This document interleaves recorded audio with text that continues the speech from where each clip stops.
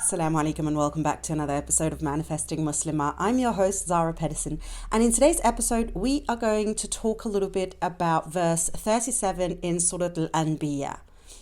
I'm not sure if I'm pronouncing that correctly. In fact, I'm pretty sure I'm not pronouncing it correctly, but I'm trying. It's in English, it's the prophets. Al-Anbiya. Al-Anbiya. That sounds a little bit more correct, but I could be saying it wrong. So don't come for me. I am quite aware that sometimes my pronunciation is not correct, but I am trying. All right. So anyways, verse 37 is going to be a quick one today because I'm feeling quite tired. This Ramadan, this Ramadan. Fi Ramadan. Fi Ramadan. Yes, fi Ramadan, we are tired. The disrupted sleep patterns are really catching up with all of us. I'm pretty sure I'm not the only one. And if you're wondering, like, why is she talking about this? Go listen to my previous episode where I am talking about Ramadan and mental health, if you haven't done so already.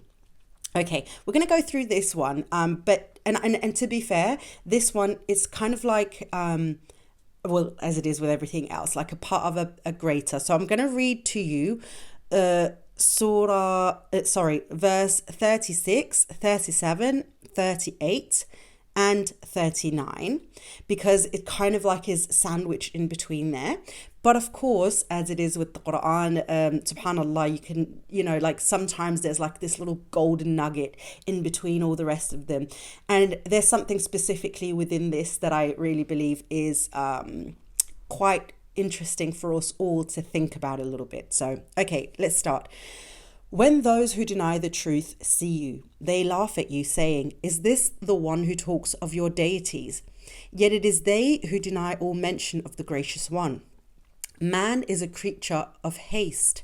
Soon I will show you my signs, but do not ask me to hasten them. They ask, when will this promise be fulfilled if what you say be true? If only those who deny the truth knew the time when they would not be able to ward off the fire neither from their faces nor from their backs. They will not be helped.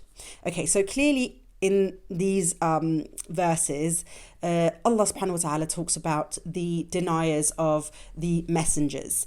And one of the things that the deniers will do is kind of pull on that whole like, well, if that's the truth, like show me the signs. When is this thing going to happen? They're going to play into that arrogant sort of like, but it hasn't happened yet. Like, I can't see God, and well, let him strike me strike me to death now kind of thing. Like they'll mock, and they mock by trying to say like, well, okay, well, where is it? And one of the things that does is like they're trying to hasten something that is going to happen anyway. There's like, well, come on with it now then, because why then all of this? Do you know what I mean? So of course, like, there's other things, but one thing that really stood out to me, even in this, was number 37, where Allah subhanahu wa ta'ala says, man is a creature of haste. Soon I will show you my signs, but do not ask me to hasten them.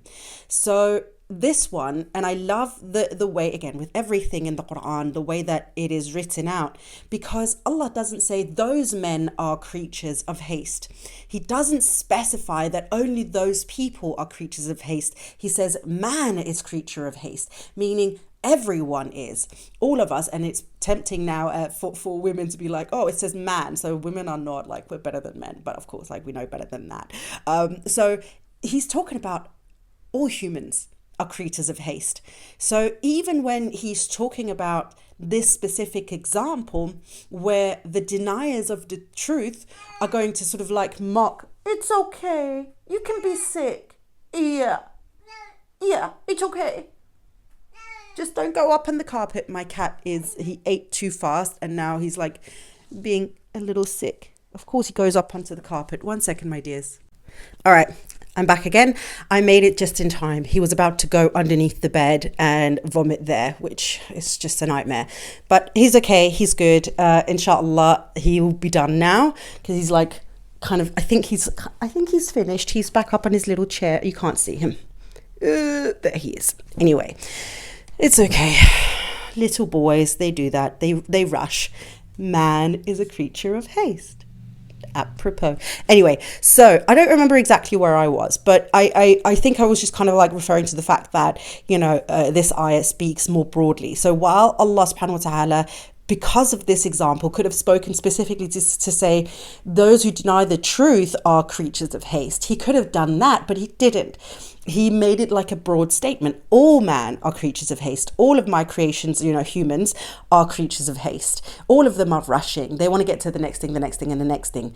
And the reason why, when I was going through my Quran, looking at, okay, what ayah is like speaking to me with like something that I want to share in a podcast episode today, that one really stood out to me because we are in the month of Ramadan as I'm recording this, but obviously like this can also go outside the month of Ramadan, but specifically in the month of Ramadan, it made me sort of think about the amount of times during the month of Ramadan I myself am rushing through things to get to do more. And there are different types of rush. There are different types of haste. Number one, and I think very common for a lot of us, is trying to rush the iftar. None of us like to be hungry or thirsty. So there's this like, oh, if I'm more busy, or if I can make time pass faster, or make it feel like time is passing faster, it's that like trying to haste the iftar, right? Instead of like being in those moments of fasting, and what that can give us physically, spiritually, mentally, all of those things. Another one is, just Ramadan in general, this month in general, a lot of people are like, oh, it passed so quickly, and we're already two weeks in, and there's almost like a countdown, so to speak. And again, by the way, I'm just going to say this really quickly. Not all of these examples may be, applicable to you. Some of them you might be like, yeah, I feel that. And then some of them you'll be like, oh, I've never felt that, or I've never heard of this. This is just some things that I've myself have fallen victim to, and I've noticed other people as well. Okay. So, trying to rush through the month of Ramadan. One of the things that we do is we're looking forward to Eid. So we're trying to prepare for Eid, buying clothes, figuring out what we're going to wear, what are we going to do, this, that, and the other. Same with Laylatul Qadr, looking more forward to Laylatul Qadr than the du'as, the rest of the month and things like that. And of course, the Eid is the time to celebrate, and it is a special day, but we shouldn't be rushing to get to the Eid, to Eid. We're supposed to sort of still enjoy the lead up to Eid. Eid is there because of the completion of Ramadan. Do you know what I mean? Laylatul Qadr is, it's a special night, of course, but if Allah is going to answer your dua, the dua that you're making at Dhuhr, or like Friday prayer, is also a very, very beautiful dua that Allah is going to look upon with favor as well. And so, you shouldn't, rush through that because you're trying to get to the Laylatul Qadr one. Do you know what I mean? So everything has a meaning. Everything has a way of unfolding. Everything has a purpose. And when we're trying to rush through this month to get to the next day, to get to iftar, to get to suhoor, to get to this, that, and the other, we're kind of missing the essence a little bit as well. Another one that we tend to do, so that was around Eid. There are other examples around Eid, from one prayer to the next prayer. During Taraweeh, when we start, we're like, okay, I want to get to the 8th one because I can feel the fart coming. I'm sorry if that sounds a little bit weird, but maybe that is a personal one. But still, some of us are like, oh, we gotta rush a little bit because we don't want to like break the wudu, so we gotta like pray, get our minimums in, so we can. I'm sorry, I'm gonna stop talking about that. You get the point. Don't act like you've never heard of that. Okay. Okay, anyway, that kind of threw me off a little bit. Okay, so that's kind of like some of the things during Eid that we're trying to rush through. Another thing that we're trying to rush through that I see quite a lot, as in my industry as a coach, is people trying to rush the outcome. People try to rush the prayer, the dua, let it come now, especially the dua. So they want the outcome, they want the final thing, but they don't want the growth. They don't want the evolving. They don't want the knowledge they will gain from the journey. So a lot of people are like, but why hasn't it come yet? Well, I've been waiting 2 months. I've been waiting, 1 year. I've been waiting 2 years. It's been 5 years already. And in reality, again, it's like, but if it's meant to happen, it will happen. But you don't get to decide when. You have to trust Allah's perfect timing and plan. And again, it's that hastening of the outcome. It's the hastening of that next thing instead of enjoying the whole thing, the whole process, the learning, the evolving, the growing, the level of patience that you acquire throughout, and so on and so forth. But again, it's this part within us where, as Allah has created us, that we are creatures of haste. We want to rush through things and get to the next thing.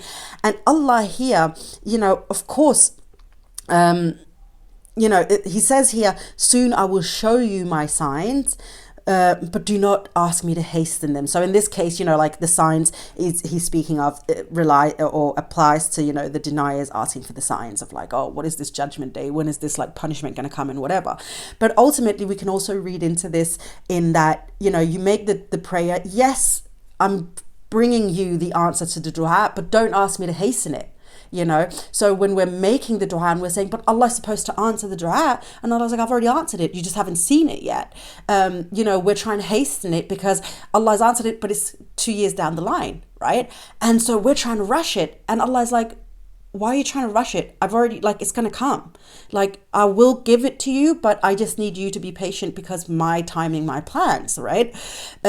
So again, while we can look at this one specific ayah and only apply it to those who deny the truth, I think again with the Quran, and this is what makes this such a magnificent book to actually study and read through for yourself, is that there are these things where when you're actually sitting down to study it, you recognize, wait a minute, he's speaking of these people, and then he goes into a general statement.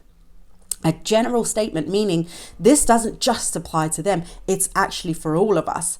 And that makes it so interesting because there is so much knowledge in this book and so many reminders for us, and so much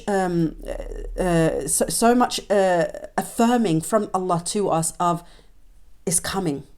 It's coming. Whether it be in this case, like the punishment for those who deny the truth, or the rewards for those who do not deny the truth, those who submit themselves, who make the prayers, who make the dua, so on and so forth. Anyway, I wanted to share that today, again, because I feel like, especially now, the novelty of Ramadan has kind of worn off. We're in the routines of things now, and we're kind of getting used to it. And as I said, the sleep deprivation is starting to kind of catch up with some of us. I think it's also the around this time that a lot of people are like, oh, okay, just like the countdown's begun. We're almost done now. We're almost done.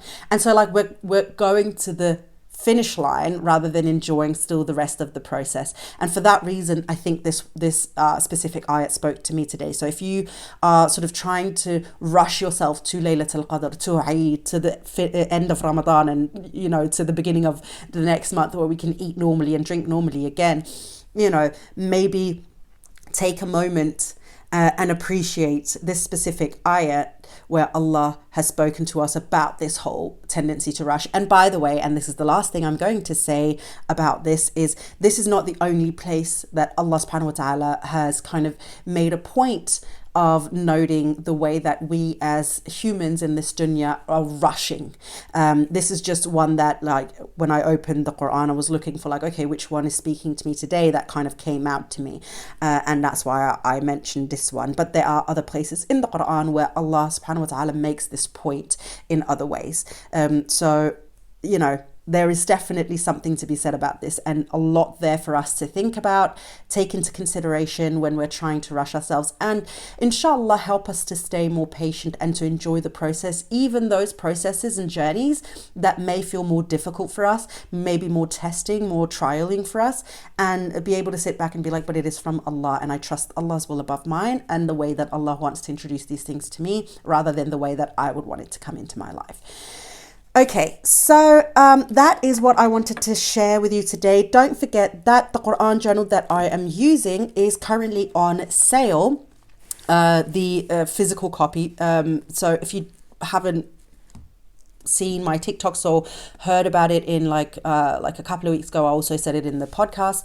This book is very expensive to print, even though it is a print on demand. Amazon charges quite a lot because it's a big book. And every Ramadan, I put it on sale. So it is considerably cheaper. I make considerably less.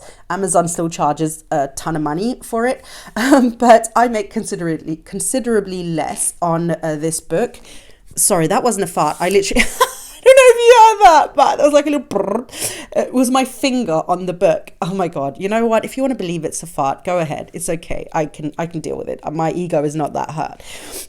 I fart sometimes. So, but that wasn't one of them. I would own it if I did. I hope you trust and believe that I would. Oh gosh. Okay. Ramadan brain. It is what it is. Okay. So anyway, the book is on sale now.